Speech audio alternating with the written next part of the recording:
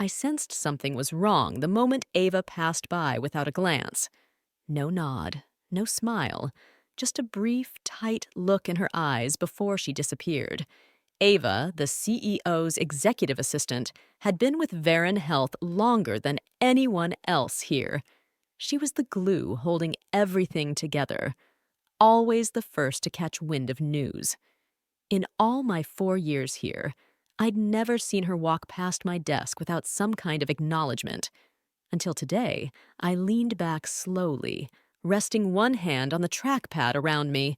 The systems lab hummed as usual, monitors flickering, fingers tapping. But it felt off, like everyone was already ahead of me, like I was a few seconds behind a conversation that had already shifted. I minimized my terminal and pulled up my calendar, still empty. No meetings scheduled. That wasn't surprising. My daily check-ins were usually spontaneous, but something felt wrong. Then a new alert popped up on the admin dashboard. A room booking for the Horizon conference room at 9 a.m. I pulled up the attendee list. It said, Suite Product Compliance Strategy. No systems team, no engineering, and definitely no me. That made no sense. I had designed the entire back end of NeuroDetect, our AI platform for clinical diagnostics. If there was any strategic planning about the system, I should be in that room. Switching over to Slack, I saw 3 new private channels had been created overnight, locked down tight, no invites, no notifications, all tagged with Horizon. The unease deepened. Footsteps approached. Jenna from Program Ops appeared in the doorway, holding a tablet, her smile a little too forced. "Hey, Quinn, just a heads up," she said. "There's a system-wide freeze for the next hour. Execs want the servers stable while they run some high-level tests." "Tests?" I asked. "What kind?" She hesitated. "Not sure I think it's internal stuff. Shouldn't affect anything on your side." I studied her for a moment. Her grip on the tablet was tense. Her eyes flicked toward the hallway. "Got it?" I said flatly. She turned and left. I waited a beat, then pulled up the server access logs. If someone was testing NeuroDetect, I'd see it. And there it was, a remote login just after 2:43 a.m. into a protected module untouched for months. One only, I ever accessed no notes, no approval records. I sat frozen, staring at the line of code. This wasn't paranoia. Someone had been in my system, and they never told me. Looking up, I caught the Horizon conference room doors closing across the hall, and for the first time in 7 years, I realized something chilling. Whatever was going on in there, I was no longer meant to be involved. The worst part wasn't the silence. It was the uncertainty. I stared at the logs a bit longer, hoping to find a name, a clue, anything in the metadata. But the credentials used at 2:43 a.m. came from a temporary elevated session, admin authorized, single use, system generated, clean and deliberate. Someone had gone to great lengths to stay hidden. I refreshed Slack again. Still locked out of those 3 private Horizon channels, running a background check on their creation. Everything pointed to Ava. So she knew. Of course she did. That explained the look she gave me this morning, the flicker between guilt and regret. Or was I reading too much into it, trying to fill in blanks because nothing else made sense? Halfway through drafting a polite but pointed message to our product director, a Slack ping grabbed my attention. A new post in the public company announcements channel. Reminder, please avoid messaging during the 9 o'clock to 10:30 Horizon strategy session unless it's absolutely critical. Today's update is key to our growth roadmap. There was a photo attached, grainy, taken inside the conference room. My eyes scanned the faces. The CEO, Ava, regulatory strategy leads.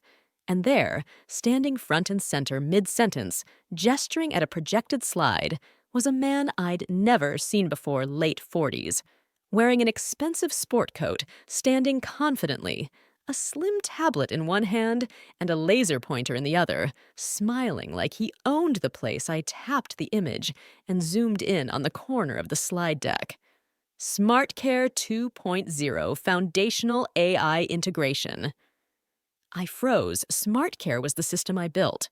A modular clinical assistant trained in hospital workflow, diagnostics, and risk prediction. The phrase foundational AI integration was lifted word for word from my original roadmap presentation. So who the hell was this guy? Hey, Quinn. Jenna's voice pulled me back. She was hovering awkwardly at the doorway, hands clasped behind her back like a kid caught sneaking. What's going on? I asked, sharper than I meant to. She flinched. I wasn't supposed to say anything, but figured you'd want to know the guy leading the session. His name's Dr. Noah Blake.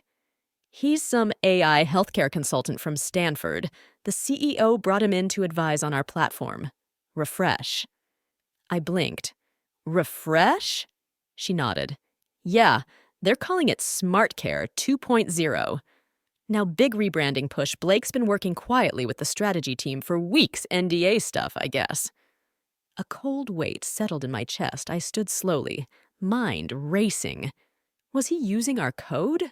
My architecture? Jenna hesitated. I think so. His slides have screenshots that look a lot like your system, but with new UI wrappers. It's all pretty high level, and no one told me. I thought you were part of it, I said. I couldn't decide whether to laugh or scream. I sat back down as she left, the door clicking shut behind her. Dr. Noah Blake, consultant and strategist, the man explaining my system to a room full of execs I used to work with, but now I wasn't even invited. I stared at the live feed again, watching Blake point to one of my neural architecture diagrams, now polished with slick gradients and a new logo, SmartCare 2.0. Somewhere between feeling insulted and violated, I wasn't just left out of the meeting. I was erased from the conversation, from the room. If I wasn't careful, I could lose the company altogether. I stayed still for a long time. The conference room across the hall buzzed with voices and occasional polite laughter, sounding almost like a celebration from this distance. I turned back to my screen, opened a secure terminal, and navigated the admin backend of our documentation system. If Blake really was working on SmartCare 2.0, there had to be digital traces. Code commits, proposals, something concrete. 3 directories caught my eye, all created within the last 2 weeks, labeled with generic project titles: SC2, Zero Roadmap, Diagnostics Overhaul, UX Rework, all access restricted. But I still had super user privileges. At least for now. I bypassed the locks and opened the first folder. What I found stole my breath. Hundreds of PDFs, slide decks, and internal memos flooded the folder, each outlining a platform redesign that was practically a carbon copy of what I had pitched 6 months earlier. Not just similar, identical. My architecture, my neural pathways, every detail, even the exact wording appeared in places. Awkward, technical shorthand I'd only used in draft documents meant for internal eyes. This was the SmartCare expansion I had crafted on nights and weekends, tweaking use cases, enhancing clinical safety nets, optimizing inference speeds. Back then, the CEO had dismissed it as too ambitious, warning it might confuse investors. But now, it was his project, Blake's project, complete with a new name: Virion SmartCare 2.0, Redefining Predictive Healthcare. I clicked through another presentation slide, and there it was, my architecture diagram, copied pixel for pixel, only recolored, rebranded, and marked with Blake's initials in the revision history. A consultant who hadn't written a single line of code was now front and center leading the rollout of the system I built. My heart pounded as I scrolled faster. Then I found a memo addressed to the executive team, signed by the CEO. Dr. Blake will lead the SmartCare 2.0 initiative. His insights have been instrumental in positioning Virion as a frontrunner in adaptive AI diagnostics. Instrumental. They were repackaging my work as if it had dropped from the sky straight into his lap. Then came the final blow, a project tracker with timelines and deliverables, a beta launch planned for Q2 in 3 partner hospitals, led by Dr. Noah Blake, system engineer. Details still TBD, like I never existed, like the last 3 years spent building every layer of that framework never happened. I sank back into my chair, blinking at the screen as a cold electric ache spread through my chest.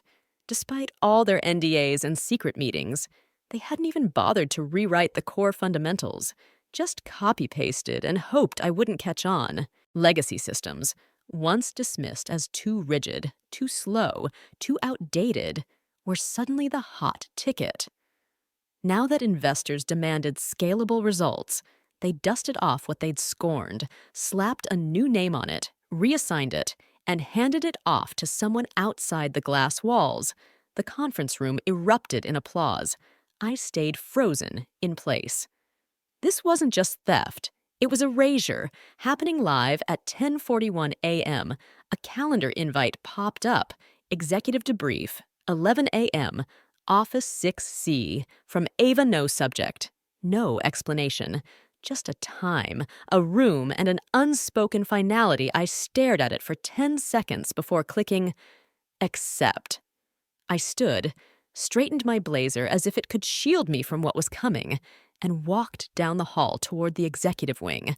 I passed smiling department heads leaving Horizon and heard whispers that died when I drew near the hallway, stretched longer than I remembered. Office 6. C's door was open. Jason, the CEO, stood behind his desk with folded arms, looking like a man trapped in a role he didn't want to play. Melissa from HR sat nearby, a legal folder open in front of her. And Dr. Blake perched on the edge of a side table, owning the room. "Quinn," Jason said, "thanks for coming in." I didn't sit. "Let's get straight to it." Jason exchanged a quick glance with Melissa, then cleared his throat. "We're reshuffling some strategic priorities. As you know, Varian is entering a new growth phase. External partnerships, investor relations, platform scalability, and part of that means replacing me." I cut him off, voice flat. Jason raised his hand, corporate calm in full effect. "We're transferring leadership of Smart Care to Dr. Blake. His AI strategy background aligns better with our direction." "He hasn't written a single line of code," I said. Blake shifted, but Jason ignored me. "You've been vital in building the foundation, but scaling requires a different perspective, one that bridges engineering and external messaging." Translation: I'm too technical, too quiet, too inconvenient to showcase to investors. Melissa slid the folder toward me. "We're offering a transition package, 3 months salary, full benefits. We'll need your credentials, access notes, and any documentation not yet uploaded to Confluence." I didn't touch the folder. "So, you want me out today, but expect me to prep my replacement on the way out?" Jason's smile was thin. "Blake's already reviewed your code base. This is about knowledge continuity." I almost laughed. "He reviewed my code base? That's like reading Braille with oven mitts. Do you realize that?" Blake finally spoke. "Look, I respect what you built, truly, but legacy systems have limits. My job is to make it scalable and accessible." "Your job?" I repeated, the words choking me. I pitched this version 6 months ago and got told to shove it. Now it's investor-friendly, and I'm the face. "That's not fair," Blake began. "No," I shot back, voice rising. "What's unfair is being forced to give up the thing I built from scratch while the guy who copied it gets applause in a room I wasn't even invited to." Jason stepped forward, tone colder. "We're not debating fairness, Quinn. We're offering you a dignified exit and a generous package, but we need closure today." Silence fell. I swallowed hard, cheeks burning, but refused to look away. This wasn't just a firing, it was a public undoing. A calculated removal of everything I poured into this company, repackaged with a shinier label and a smoother spokesperson.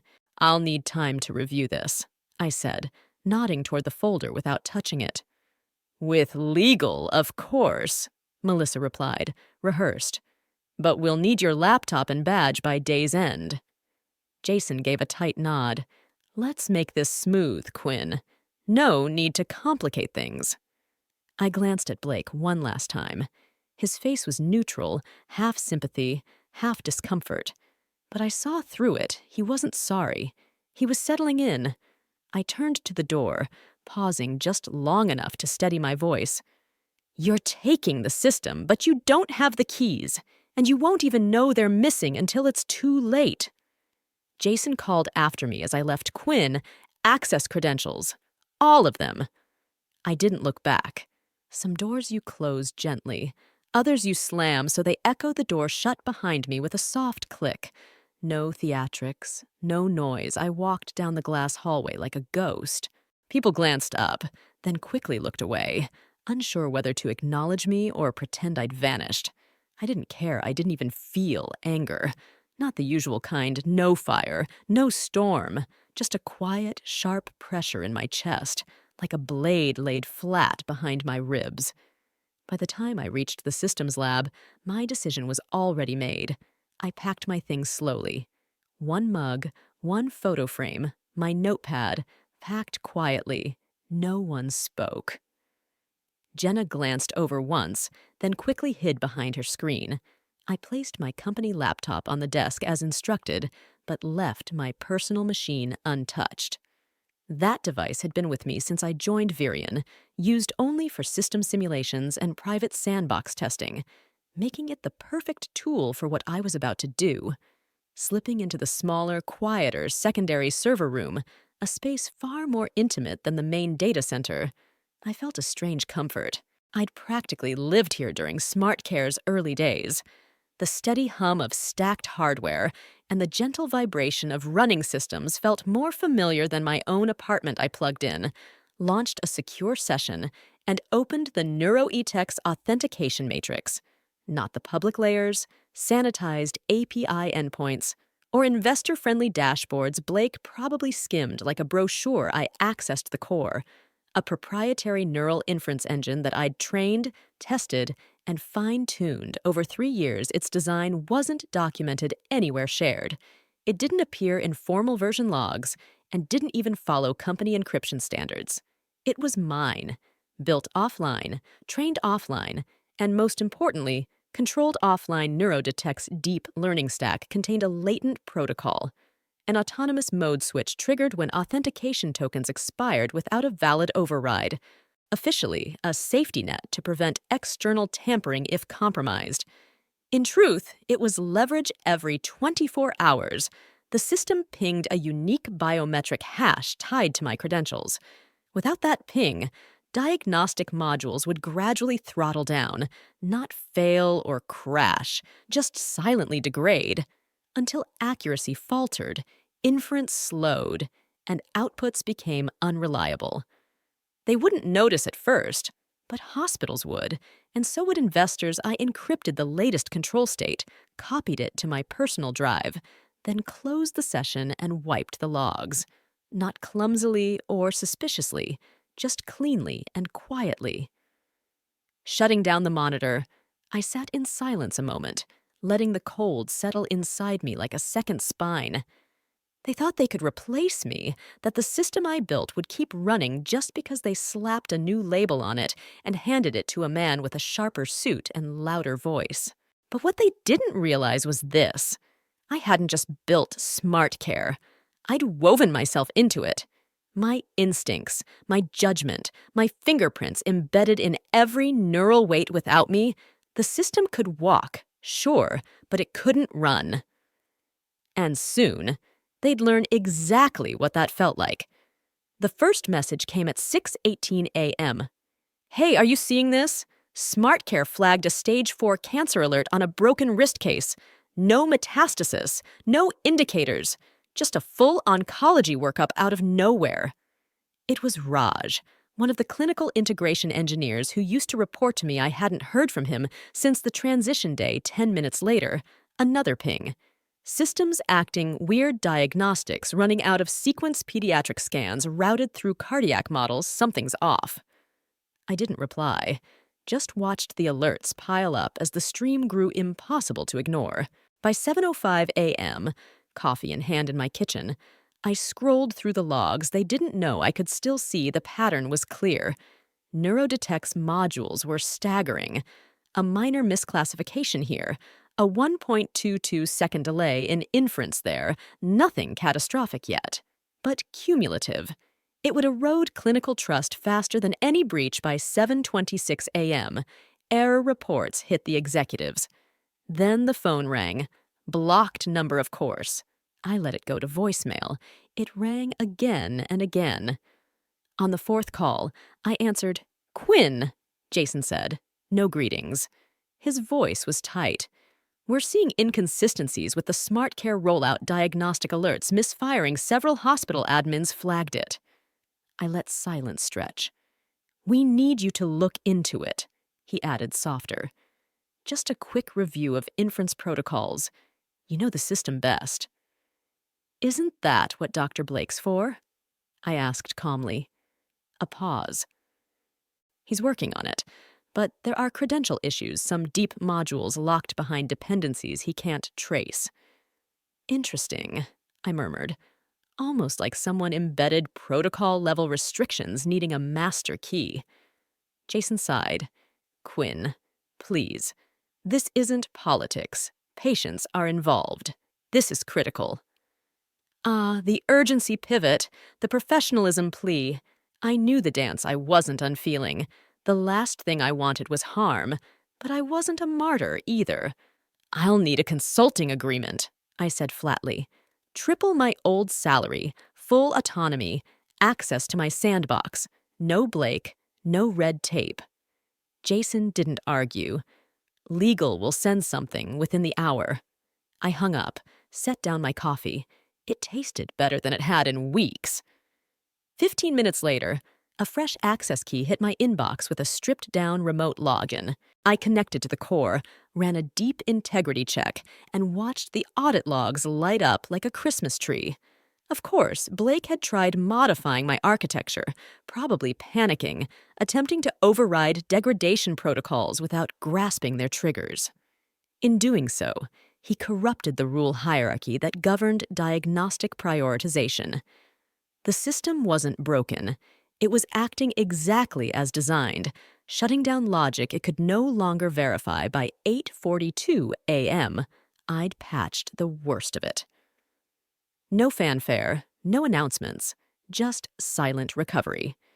By 9 o'clock, the alerts stopped at 9:04. My phone buzzed again. "System stabilized. Thanks, Jason wants to talk next steps." I ignored it and opened the real-time performance dashboard, the one Blake had proudly shown 2 days earlier. His name was still on it as lead architect, but it was my code that had just saved them. My system, resisting sabotage, my design holding firm long enough to force their hand. I didn't need headlines or revenge. The logs would tell the story. Now I allowed myself a small smile, because vindication doesn't always come in applause. Sometimes it arrives as a silent, blinking green light, marking the moment your replacement fails, and your legacy stands at 9:17 a.m. Jason called again. I didn't answer instead. I watched the internal dashboard shift from red to yellow to green, each system flickering back online, one service at a time, like a heartbeat restarting slowly, reluctantly. My code wasn't just working again, it was making a point. Then, at 9:32, Ava texted, "Jason's in with legal. Can you talk at 3?" I waited 10 minutes before replying, "Send me the draft first." By 9:55, a PDF landed in my inbox, an independent consulting agreement addressed to Quinn Rivers. I skimmed it while finishing my second cup of coffee. Mostly standard legal language. Confidentiality clauses, scope of work, terms. They were offering a 6-month contract, fully remote, with full administrative access to the system, and a salary triple what I'd been earning before decent. But not quite enough. I opened the document, made 3 key changes, and hit reply. Full ownership of every custom diagnostic protocol I personally created, including the NeuroDetect core and predictive inference engine. No reporting to Jason, direct reporting line to the CTO, a non-cancelable 1-year minimum term. Then I tacked on a 4th, more personal request. Explicit public credit in investor materials that NeuroDetect was architected and built by Quinn Rivers. At 10:13 a.m., Jason called again. This time, I picked up. "You got my edits," I said before he could speak.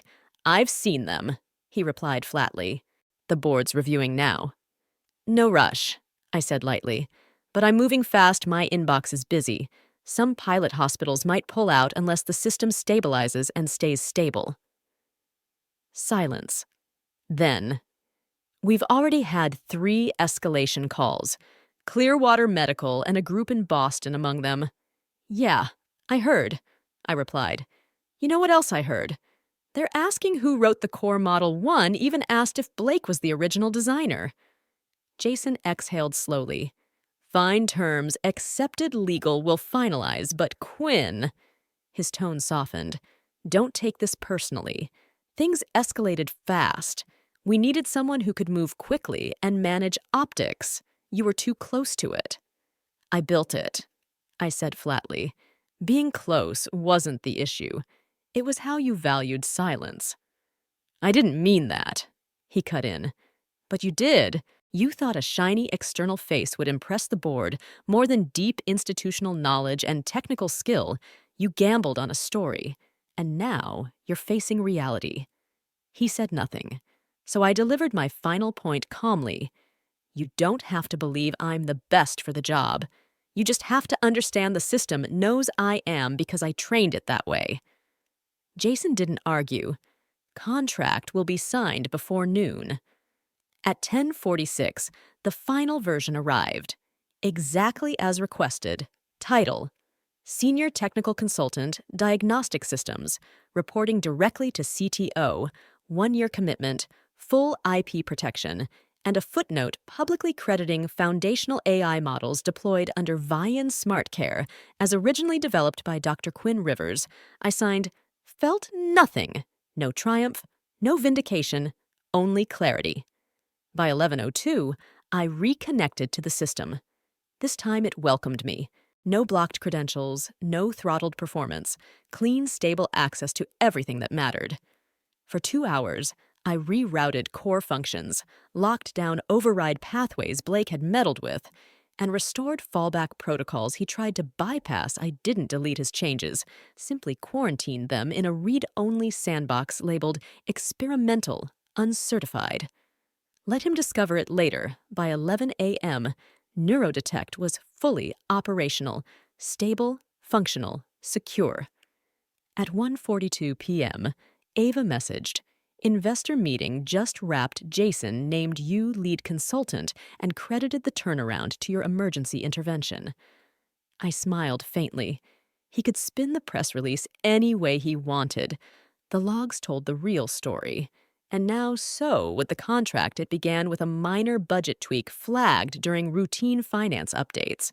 A 3% reallocation from systems and diagnostics R&D to innovation lab expansion. No names, no notes, no explanation. But I recognized the pattern at Virion. Nothing started with confrontation. It began with reshuffling, renaming, rebranding. I dug deeper. By day's end, I uncovered 3 more signs: a freeze on purchasing diagnostic tools, a postponed training session with QA, and an email chain from a sympathetic project manager concluding, "Let's hold until Dr. Blake weighs in." Blake had disappeared from direct communication after the system failure.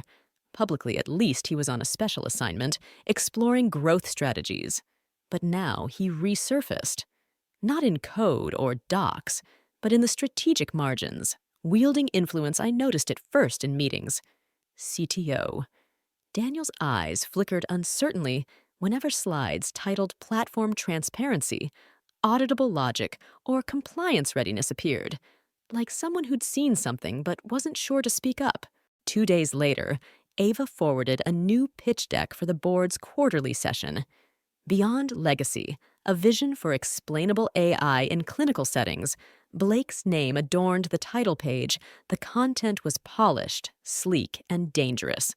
It cast Virian's current architecture, my architecture, as a legacy black box, stressing the need for systems that could be audited, explained, and rebuilt in line with modern compliance. Subtle, but sharp. He wasn't attacking me directly. He was attacking the essence of what I built. And with distance from his earlier screw-up, he spun it as strategic evolution, not retaliation classic by page 19. My heart pounded reading. Current AI frameworks lack transparency needed for next-gen regulatory standards. We must invest now in ground-up rebuilds prioritizing explainability. I knew exactly what he was doing, softening the ground for branding my system outdated, risky, and ripe for removal. It didn't matter. Neurodetect had stabilized or hospitals regained trust. Blake reframed the problem. Engineering turned ideology. People listen to ideology when they don't understand code. For weeks, I couldn't focus. My team noticed Raj asked twice if I was okay. I said I was tired. Lisa from QA dropped off a performance summary and lingered longer than usual. Paranoia isn't loud. It whispers behind compliments, hides in hesitant nods. Was Daniel hesitant because he didn't trust me, or because he'd seen Blake's deck? Was Ava still on my side, or just passing along orders? Worst of all, the board beginning to believe Blake had a point. That I was the risk. The irony wasn't lost on me. I built Neurodetect to anticipate anomalies, reduce chaos, and cut uncertainty. Now the chaos was no longer just technical, it was personal, and the anomaly in this system was me. At 8:13 p.m., I reopened the budget spreadsheet, but this time I didn't just skim. I audited every line, every week, building a timeline of reallocations, freezes, and paused approvals. The pattern was faint but unmistakable, each move disguised as optimization, but all quietly starving my department, a political chokehold masked as efficiency. He was betting I wouldn't notice until it was too late, that by the time I fought back, the narrative would have shifted, painting me as defensive, territorial, a relic clinging to outdated tech. And worst of all, he might have been right. Unless I rewrote the story, I closed the spreadsheet, locked my machine, and sat in silence, letting the weight of what was coming settle. This wasn't a glitch I could fix. This was a campaign Blake hadn't just returned. He was already inside the walls. I first heard her name from Raj, leaning casually in my doorway. "Have you met Liana yet? She just joined Risk and Audit X." Apparently, she wrote half the compliance playbook these guys quote like scripture. I looked up from the spreadsheet I'd been dissecting for days. Know why? Word is, she's sharp, and not exactly a Blake fan. That got my attention. I did some digging. Liana Song, former lead AI compliance officer at the World Health Organization, had overseen audits in 20 countries, worked with both NATO and defense sectors, respected, feared, a little mythologized. But most importantly, she was here 2 days later.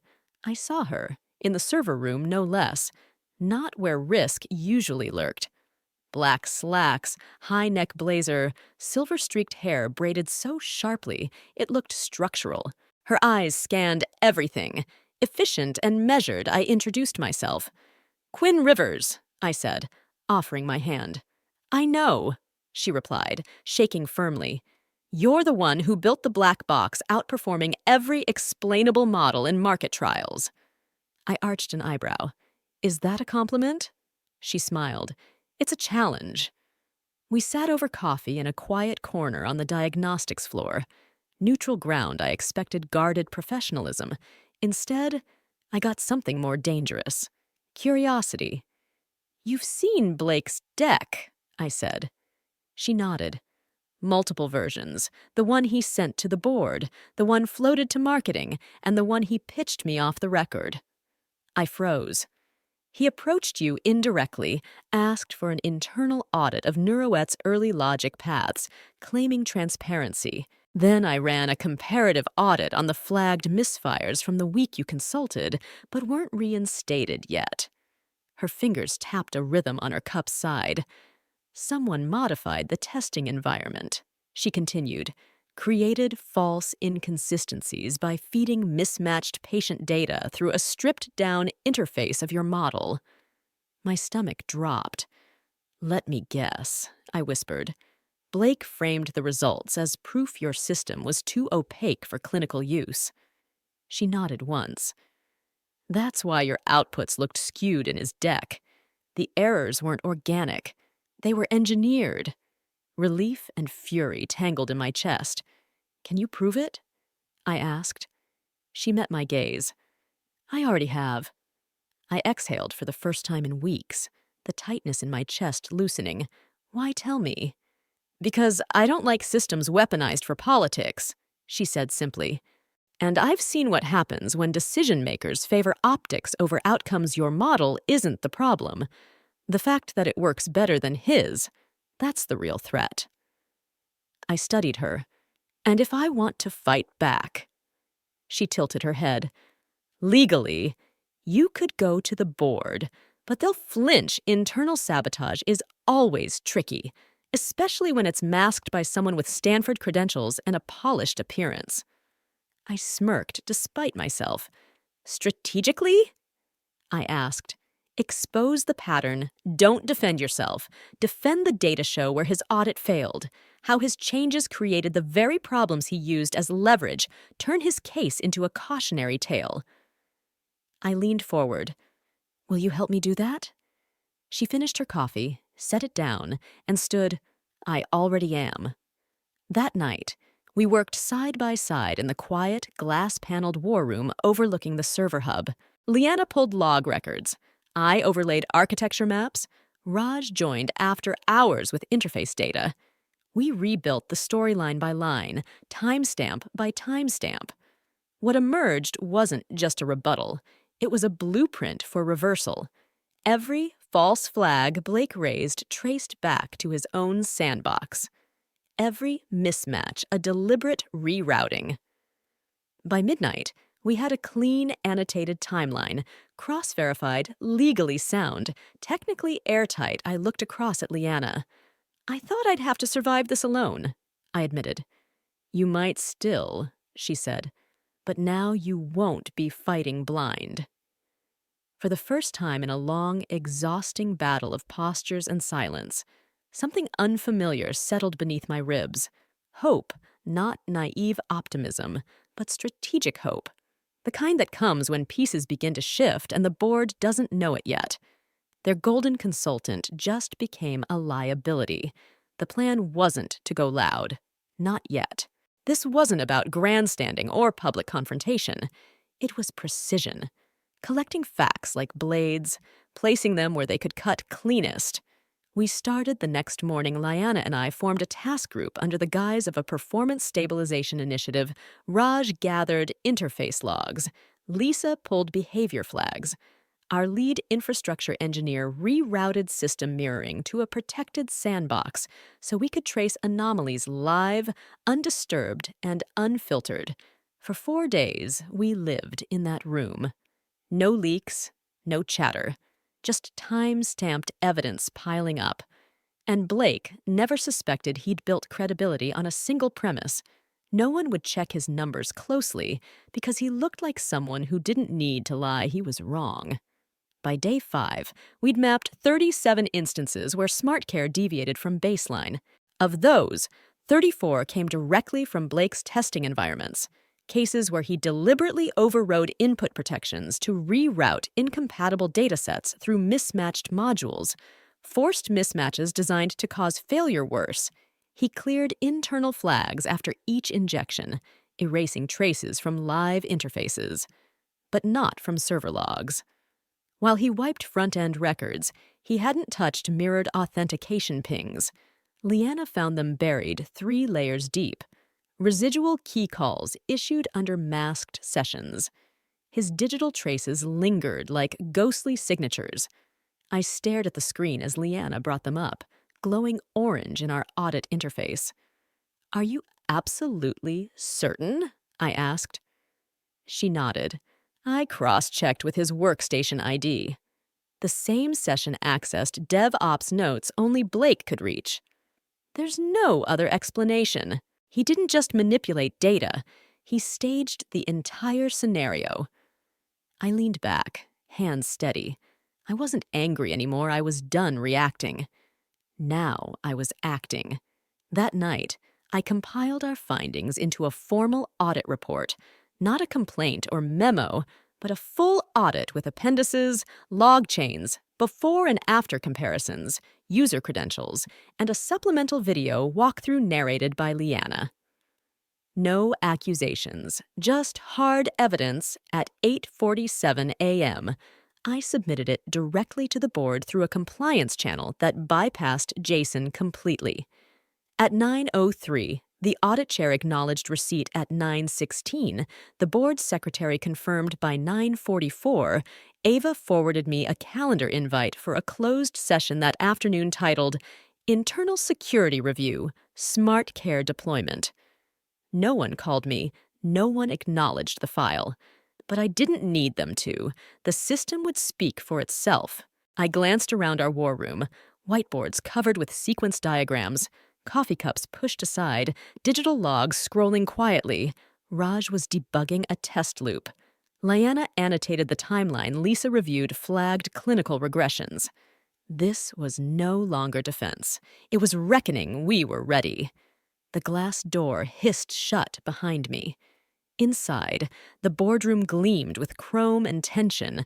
12 chairs around an oval table, polished surfaces, immaculate suits, faces trying hard not to show surprise. Jason sat at the far end, flanked by the audit chair and general counsel. His face unreadable, hands clasped tightly. Dr. Blake was absent. Strategic or cowardly? Probably both. I took the open seat near the center. Ava handed me a water bottle I didn't touch. I didn't need comfort. I needed clarity. The board chair cleared his throat. "Ms. Rivers, thank you for joining on short notice. We've reviewed the preliminary materials submitted through compliance. You have 15 minutes to present your findings." I nodded. 8 minutes will suffice. I tapped my tablet, and the monitor lit up. No theatrics, just a live dashboard from our secured audit sandbox. "Let me be clear," I began. "The errors reported in the last Smart Care update cycle weren't organic. They weren't due to black box opacity or core architecture failures." I advanced slides. They were fabricated, created through deliberate misuse of input routing by an external consultant acting without engineering clearance. A few board members leaned forward. The general counsel narrowed her eyes. My voice steady, I continued. Dr. Blake injected non-standard data into live simulation environments. He stripped context tags, rerouted patient archetypes, and ran logic trees through incomplete modules. The resulting errors were compiled into a pitch deck presented as proof the system was unstable. I paused, letting it sink in. The logs don't lie. Each action time-stamped, workstation authenticated, matching Blake's unique session ID across 3 mirrored servers. I tapped again. "This is one of 34 matched incidents," I said, "all annotated with before and after states and impact assessments. None occurred in production, only in Blake's sandbox." Silence. Not disbelief, just calculation. The board was assessing fallout. Finally, the audit chair spoke. "And your system, NeuroDetect, is currently stable?" "Yes," I said. "Since reinstatement, all core modules have been restored. Unauthorized pathways closed. Current deployments operate at 98.7% inference efficiency."